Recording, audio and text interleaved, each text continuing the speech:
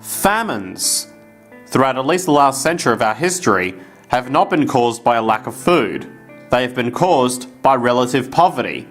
The economic resources were so inequitably distributed that the poor simply didn't have enough money with which to buy the food that would have been available if they could have afforded to pay for it. That would be an example of structural violence. Another example. In Africa and other areas, I'll particularly focus on Africa, tens of millions of people are dying of AIDS. Why are they dying? It's not because we don't know how to treat AIDS. We have millions of people in the wealthy countries getting along remarkably well because they have the medicines that will treat it.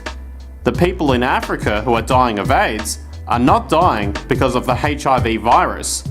They are dying because they don't have the money with which to pay for the drugs that would keep them alive.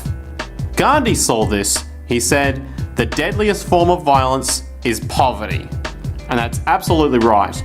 Poverty kills far more people than all the wars in history, more people than all the murderers in history, more than all the suicides in history. Not only does structural violence kill more people than all the behavioural violence put together, structural violence is also the main cause of behavioural violence. And I said, look, we'd like to ask you to work for us for 50 cents a year, and if you would devote at least 20 hours a week. Where justice is denied, where poverty is enforced, where ignorance prevails, and where any one class is made to feel that society is an organised conspiracy to oppress, rob, and degrade them, neither persons nor property will be safe. Baltimore's finest right here, thank you. And finally, another mechanism of defense of this system worth noting is the false assumption trading has been necessary in periods of scarcity. Why? By this logic, one could also say capital punishment has been necessary as it's the only way of dealing with evil people. As we've previously discussed, trading is violence. It's an addiction to wealth and is practiced because of ignorance. It doesn't deal with scarcity whatsoever because it's based on self-interest. It does, however, increase inequality the more it goes on. In a trading-based society, the propensity for an addiction to monetary profit means an equal exchange is impossible. Trading is inherently irresponsible because it assumes people are individuals and that they must absolutely take responsibility for themselves. This responsibility translates to, with property comes the defense of property. Trading totally ignores social causality because the assumption is trading brings prosperity, so the fault must be solely with the human being. Our trading society did not previously resolve scarcity, and our current trading society is not resolving scarcity either. The reasons given to justify trading aren't reasonable. They're false advertising strategies, the nature of any commercial advertisement. Trading, money, politics, and religion result in addiction, war, poverty, and pollution. These are things humanity is enduring due to our ignorance. They aren't signs of progress. They're signs of social sickness. The scientific progress that's being made directly goes against the beliefs required for these backwards realms to exist. I'd like to clarify that this is not a conspiracy theory. Such a term can be used in a derogatory way, to deny any conspiracies can happen, with a disregard of what the word conspiracy even means.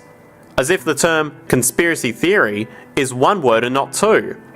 This is because of malicious, selfish beliefs in the market, in patriotism, and therefore the military or gun rights, in religion, in politics, or anything that glorifies division to the degree of glorifying destruction. The word conspiracy is defined as a secret plan by a group to do something unlawful or harmful. And applied to this context, the word theory means a proposed explanation whose status is still conjectural and subject to experimentation, in contrast to well-established propositions that are regarded as reporting matters of actual fact. Let's take 9/11 as a quick example. Was it globally announced on the news that 9/11 was going to happen? No. So if we're going to use English, the word conspiracy is the correct word to describe the event.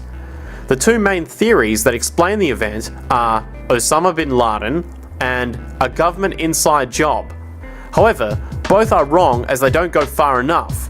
Conspiracy is a phenomenon observed in a market society to make people fearful, since such fearful events will continue the market and belief processes.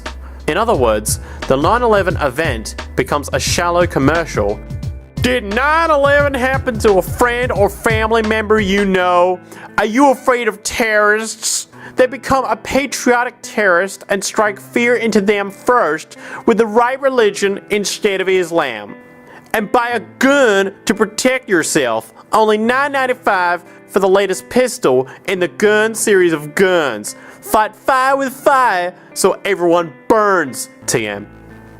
You see, those who believe in trading can't overcome a cognitive dissonance. They'll recognize scam artists exist, yet believe these are simply some bad apples.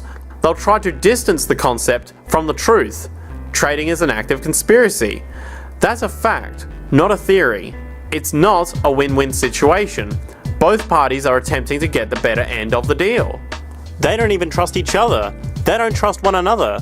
When a businessman sits down to negotiate a deal, the first thing he does is to automatically assume that the other guy is a complete lying prick who's trying to fuck him out of his money. So he's got to do everything he can to fuck the other guy a little bit faster and a little bit harder. And he's got to do it with a big smile on his face. You know that big bullshit businessman smile? And if you're a customer, whoa, that's when you get the really big smile. Customer always gets the really big smile as the businessman carefully positions himself directly behind the customer and unzips his pants and proceeds to service the account. I'm servicing this account. This customer needs service.